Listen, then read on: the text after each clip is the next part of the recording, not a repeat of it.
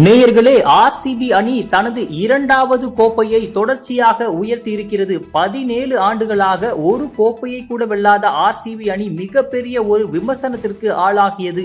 ஆனால் தொடர்ச்சியாக 2 முறை, அதாவது 2025 18வது சீசனில் தான் முதல் கோப்பையை வென்ற ஆர்சிபி அணி 2026லேயே தனது இரண்டாவது கோப்பையை வென்று அசத்தி இருக்கிறது.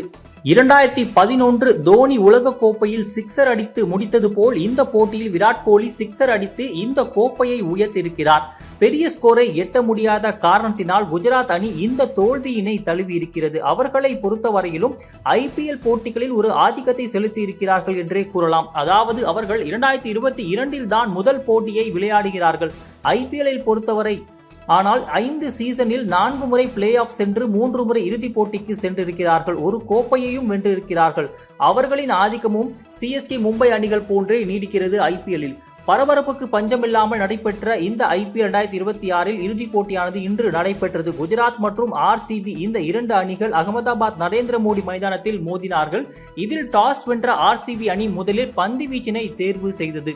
இந்த மைதானத்தில் அதிக முறை இரண்டாவது பேட்டிங் செய்யும் அணியே வெற்றி பெற்றதால் இந்த முடிவினை RCB அணி எடுத்தது. அதற்கு ஏற்றாற் போலவே RCB அணி முதல் இன்னிங்ஸில் மிகப்பெரிய ஒரு ஆதிக்கத்தை செலுத்தியது.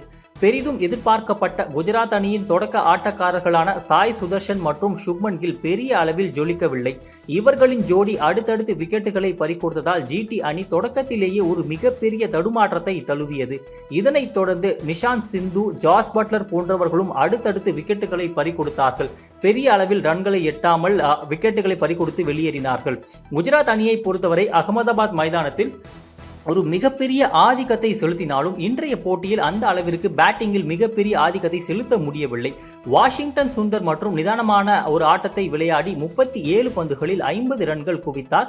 ஒரு சிக்ஸர் கூட அவர் அடிக்கவில்லை. 5 பவுண்டரிகளை மட்டுமே அவர் அடித்தார். இந்த ஆண்டின் தொடக்கம் முதலே குஜராத் அணியின் மிடில் ஆர்டர் பேட்ஸ்மேன்கள் பயங்கரமாக சொதப்பியதாகவே கூறப்பட்டு வந்தது. அந்த வகையில் இன்றுமே தொடக்க ஆட்டக்காரர்கள் சொதப்பியதாலும் முதல் ஆர்டர் பேட்ஸ்மேன்கள் பெரிய அளவில் மிடில் ஆர்டர் பேட்ஸ்மேன்கள் பெரிய அளவில் ஜொலிக்காத காரணத்தினால் பெரிய அளவில் ஸ்கோரை எட்ட முடியாமல் தடுமாறியது.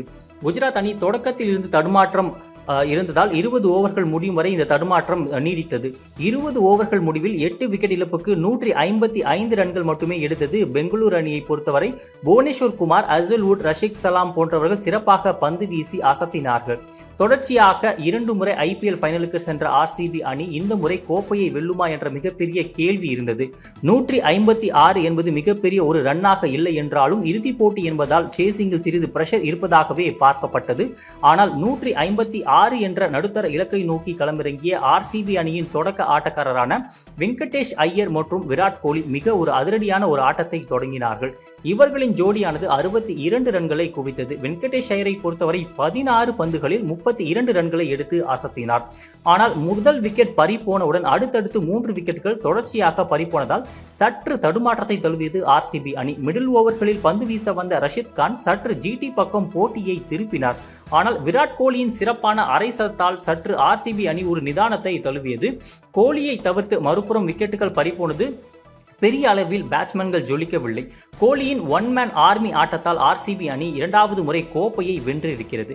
IPL போட்டிகளை பொறுத்தவரை 2011 முதல் 2025 வரை குவாலிஃபயர் 1 போட்டிகளில் தகுதி பெற்ற அணியே அதிக முறை கோப்பையை வென்றது குறிப்பிடத்தக்கது. அதன்படியே இன்றும் குவாலிஃபயர் 1 போட்டியில் வெற்றி பெற்ற RCB அணி கோப்பையை வென்றிருக்கிறது.